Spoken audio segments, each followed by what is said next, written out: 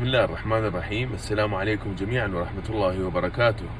بخصوص التقديم على الجواز الإلكتروني العراقي، فبالنسبة إلى مراحل إجراء إصدار هذا الجواز هي بسيطة وقصيرة ولا تكلف أي وقت.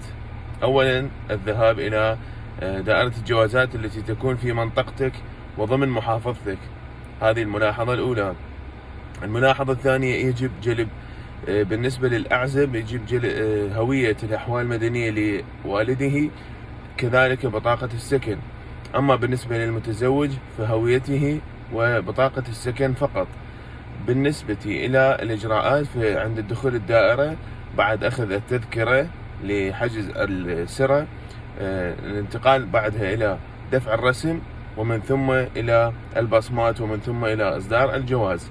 وكل الإجراءات هذه اللي تتعلق بإصدار الجواز العراقي.